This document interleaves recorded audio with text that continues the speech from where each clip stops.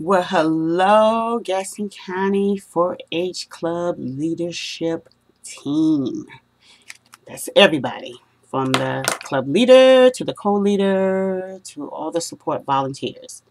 Welcome to the 2015-2016 4-H year. We're about to close out the second month of the new 4-H year. By this time, you should have had your elections. If you're going to have club elections or if you're going to do a rotational system, whichever you choose, it can be that.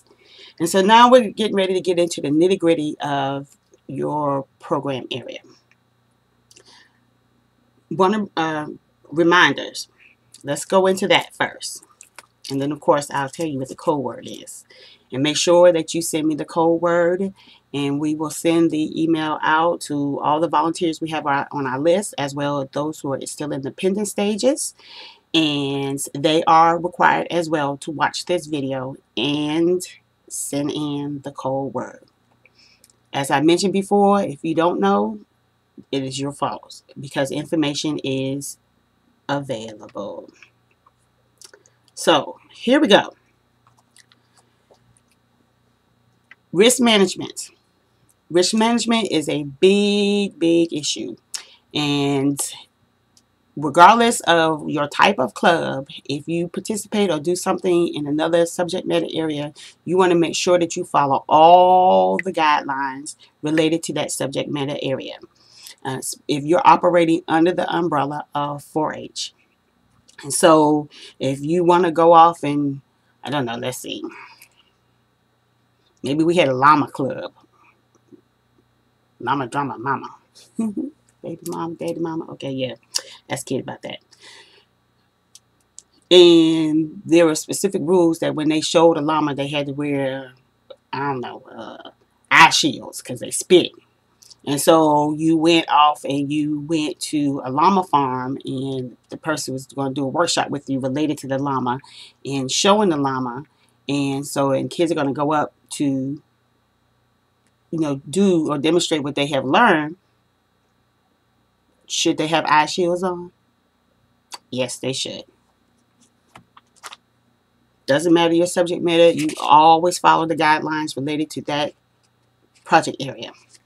If you don't know them, ask.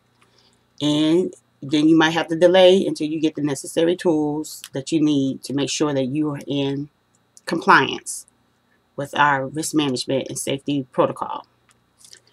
North Florida Fair ride bans. I'm going to extend the deadline for the money to October the 28th. And all money should be in the office. It's $15. And the ban can only be used on the 4-H day at the fair, which is November the 14th. And whoever purchases a ban, they will see me in the 4-H ag judging area, and I will give them their ban. They are not to go to the office, but they should come see me. So again, October the 28th, we're accepting money up until that date. And then we have to send our check off to the North Florida Fair. You all received your club organizational paperwork at the leaders meeting. And mine is my three reinvigorating clubs. That's the Saddle Club, the St. Hebron, and the St. John 4-H Club. They won't have paperwork as of yet. We're still working on getting them going back again. But everybody else, your paperwork is due, your organizational paperwork is due to our office October the 29th. October the 29th. October the 29th. I will give you a little bit more time to lay out your club annual plan of work. You received the book. It was not for decorations. You need to do that book. And that plan needs to happen between the club volunteers with the club youth, and to lay out your 4-H plan. Remember, the 4-H year goes from September to August. And if you plan to take a couple months off in the summer, that needs to be in the plan. So, and then when you're going to start again to get things rolling and start, recruiting more people to come into your club. And August should be your recruitment month. Really, it should be your recruitment month. So that you will have new people in place. And again, then you will not have your elections until October of the following year, not in September, because again, allowing equal access for all youth and opportunity to seek a role of leadership. Your election should happen in October. So again, your club annual plan of work is due November the 23rd. It is a plan that's put together by the club youth and the club volunteers. Having this plan will help things flow and provide continuity, especially if things happen and someone has to step up or step in. People know what is going to happen, as well as who is responsible for what, and those kind of things. And so the reminders, as I see that more of the youth are taking responsibilities of sending out reminders and those kind of things, which is good because it helps develop the skills that they will need now, as well as they move into adulthood. It also allows you to know what resources are necessary, such as transportation, and then requests can be made early enough so that by chance, if agents are available on those days and can, there are other willing agents besides myself. Of course, we're not going to be available all the time, but having a heads up and to know that we might be able to step in and say, oh, yeah, that will work. I can do that.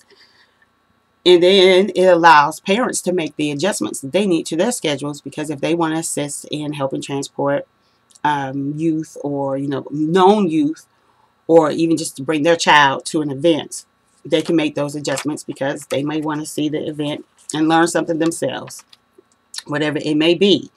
You need to have the proper paperwork in place. That means that all the kids have to have their participation forms and those kind of things. And then we're going to learn a little bit more about that. Too deep, and too deep meaning two screened adults that are not related, for transporting of our youth and for events. And more information is going to come out on that, but that is serious business. And I encourage you to check out the Florida 4-H websites and go through those archived webinars on the different subject matter areas, especially last year and the year before, to remind yourself, for those of you, it's been a while since you've seen it, in terms of some of the rules, the regulations, and the best practices related to operating the Florida 4-H program at the club level. It is there. Get reminded. And then with that being said, letters for schools for absences need to be requested 3 weeks out. And I would say that if participating in the event is hinged really upon transportation, you want to make sure that that is in place before you make a request for a letter to be sent to the schools.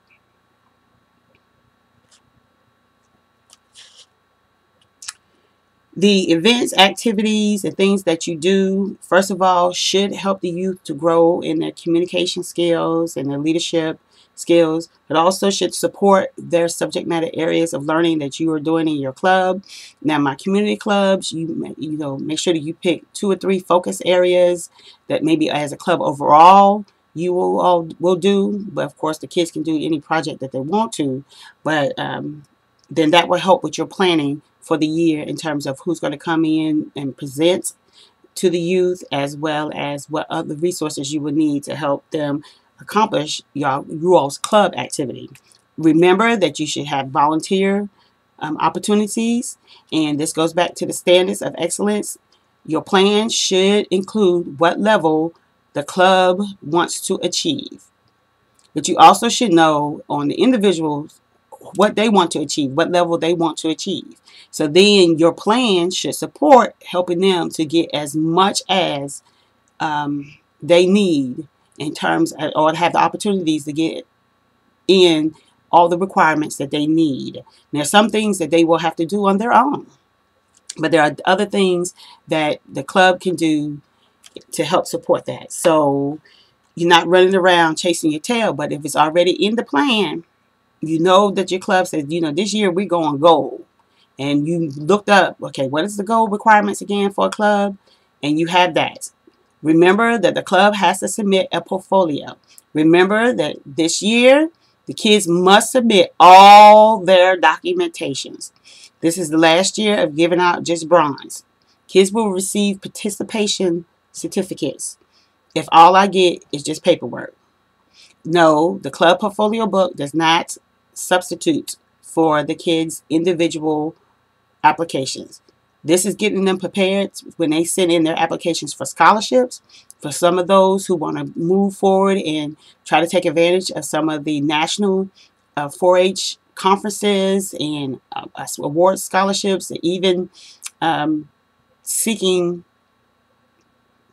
offices, at a higher level in 4-H. This is their grooming field, and it's our responsibility to groom them. We say yes, we will help cultivate our youth to make them the best. And so we have to help them, because if they don't get it from us, where are they going to get it? And because 4-H is slogan, learn by doing, help them to do. We're not looking for perfection, but we do want them to grow in excellence. Always remember that. We're not looking for perfection, but we want them to grow in excellence. So your activities should support, again, their learning, their project areas, but also expanding and making sure that they're exposed to the depth and breadth of Florida 4-H. We want them to be well-rounded so that they can go forward and be productive citizens, that they will make an impact in the workforce, whether they're working for someone else or they have their own business. We want to provide them those opportunities. And it's the big major 4-H areas or initiatives is 4-H science. And so that's, from the health to animal science to rocketry, the sciences. Healthy living, make sure that you have some kind of healthy activity incorporated in your club meeting. And it doesn't matter what your subject matter is. And that means from the snacks that are brought, even doing some 5 minutes of getting up, moving, stretching, just some type of healthy activity.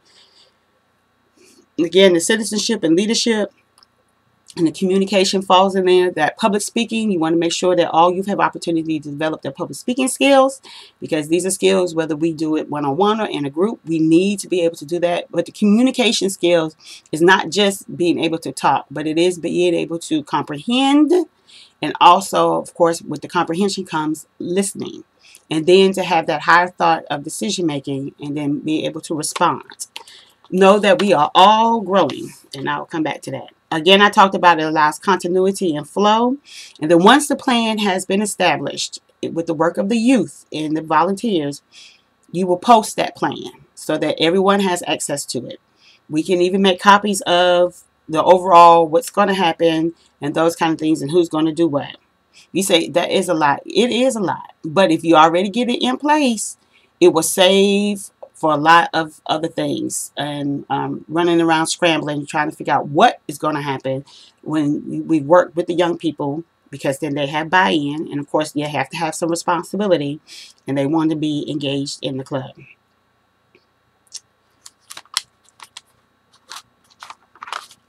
And then, of course, you will turn a copy of that plan into me so that I can look at it and have it, and I'll save it. And each year, that's the process. And so, like I said, so the first 2 months, basically over for the new 4-H year. Now you get ready to get into the nitty-gritty of your 4-H club and the experience. And it is in the club that the greatest impact happens in that long-term youth-adult relationship, positive relationship. So adult volunteers, make sure that you're engaging the young people. Make sure that you're greeting them when they come into the meeting. Even though the club leader may be up, or the kids may be, the officers may be facilitating the meeting or leading the meeting under the facilitation of the club leader. At the beginning of the meeting, at the end of the meeting, make sure that you move around. You talk to all the kids so they know that you are part of that leadership, that you are connecting with them, and that they feel that they belong. And when you feel that they belong, they will continue to come back. Even though they may come for their friends, we as adults set a tone. And we don't want anybody to feel isolated. I remember years ago, people were talked about the concern of cliques and things like that in the club. We don't want anybody to feel like they don't belong. So making sure that the young people are engaged. Of course, if you have any issues, please let me know. You are the first front to deal with the issue, unless once you tell me what it is, I deem that I should address that issue, and I'll let you know. Again, it's never been my style to wait to deal with something after I have matured. Let me say it like that. And because I don't like that, and the saying is do unto others as you would have them to do unto you. So I'm big into coaching. I'm big into helping so that you will be the best you. And that is continuous growth. We don't know it all. As I've mentioned before, I've been in my profession over 20 years. There's things that I'm still learning. There's still things that I'm getting better at in terms of my leadership skills and administrative skills, and just and working with people, and also how to quickly process some things so that I don't become emotionally bound by them. And that happens in maturity. And really, maturity is not based on age. It is how you are allowing yourself to cultivate and what you do with things that happen. Which brings me to my next thing. We will make mistakes. We all have made mistakes. And so it is what you do in those moments of mistakes, in those errors, that says something about you and how you treat others. So again, do unto others as you would have them do unto you. So we all make mistakes, but we need to learn from those. And a couple things: all clubs should have an established phone tree. An established phone tree, so that you're not trying to call everyone. And so especially if calls have to go out, make sure that the office, and if you need the office to help when it's something that has to happen, that we are contacted, and then we can do that. Be wise about what you post up on the club Facebook page. Remember, the club Facebook page is property of the University of Florida IFAS Extension Gadsden County 4-H program. And so all those things must be in alignment with the program. And that includes political and religious stuff and those kind of things. Again, in alignment. 4-H is open to all youth. So remember that, the whole phrase out. Own your mistakes. It's hard to say, okay, yeah, I'm going to own that. I've even owned things that weren't mine just to move forward. You know why? Because then I have control. And I learned that through some of my leadership developments. That then I have control and I can move forward with the situation. Apologize to whoever you need to apologize, even if it was not really a mistake. But the perception of it may have been. Now, whether the people accept it or not, that's on them. But you own you own your emotion, you own what you do. But remember, under the umbrella of 4-H, you represent Florida 4-H. So make those apologies where apologies are necessary, and learn from the lessons and move forward. Teamwork. Team. Together, everyone achieves more. So a body that eats itself will die. And so if we are chewing on ourselves with our words, our actions, our deeds, then we are slowly killing ourselves. If you have an issue or a concern, then you feel that you cannot talk to the person, then you need to talk to me. You may not like my response, but just know that I know how to listen. And if I feel that I am not in the state to listen, I will let you know. And just like other people should let other people know, honor that. Does that mean that that conversation doesn't need to happen? No, it does need to happen. But when the two parties can hear and then effectively communicate with each other.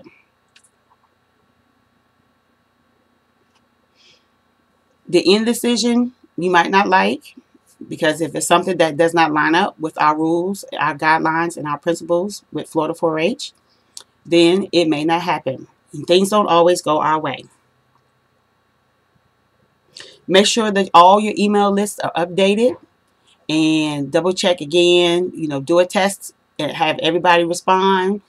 what I would do is I would print the list off. This is the list that I have. Maybe somebody signed up to be on the upcoming bake sale. Understand, sometimes you have to explain why some activities are done. You know, the fundraising events, because it offsets costs. This is a part of the thing, so that, you know, people are not coming out of pocket. Everybody can't come out of pocket. And so how we help people have access is we do fundraisers to offset the cost. Again, make sure if you do not have an established guidelines on how funds will be distributed, that is imperative. And matter of factly, you need to turn that in when you turn in your club plan of work in November. If it's going to be updated, how kids may earn jackets, whatever it may be, earn jackets, or, excuse me, how funds will be distributed for anything. Because a kid may work in a fundraiser, but they might not be participating in that event that's coming up. So are they going to be denied access to funds when they come back later and says, you know, I didn't do that event. I did work that event. You see my name is on the sign-in sheet. So how can I get access to those funds? Make sure that you have those guidelines in place. So that means you need to work with your club youth to get that established and voted upon. And then you need to send us copies. But before it is voted upon and those kind of things, I need to see it.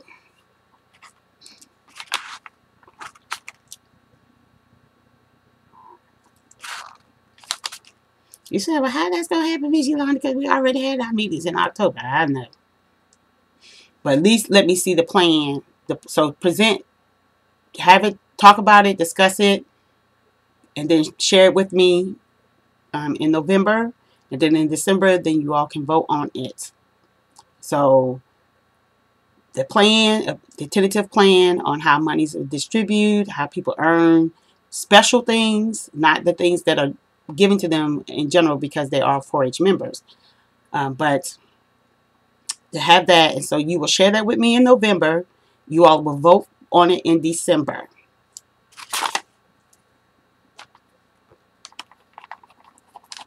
It will be added to our Constitution and bylaws in the appendix section under your club.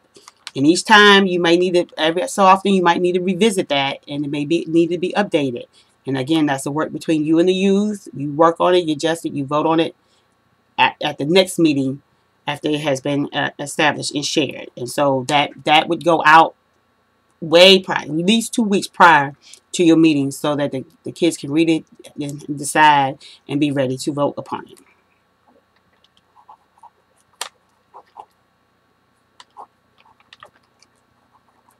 Those of you who are cover specific subject areas or responsibilities in your club, remember that your club leader is the leader. Everything flows through your club leader.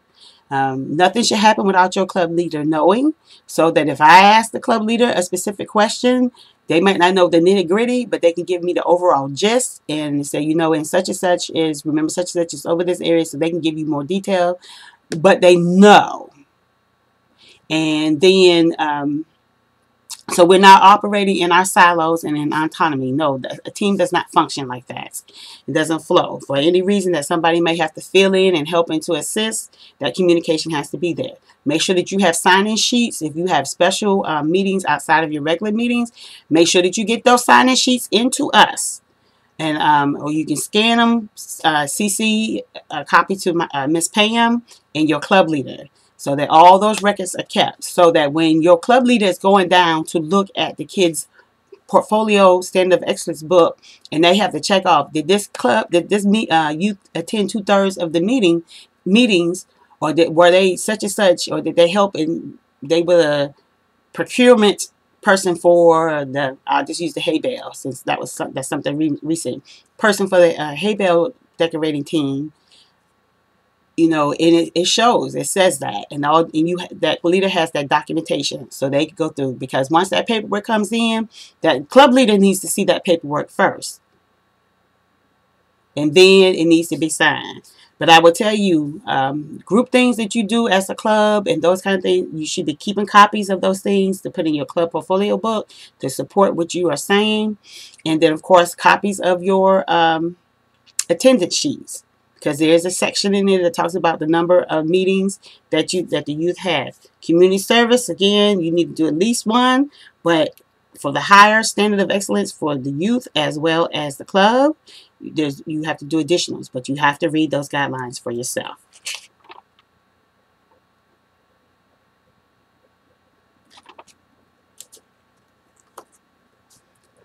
So what is the code word? I got all the way down here. It is a long video. The code word is kind-hearted. Kind-hearted.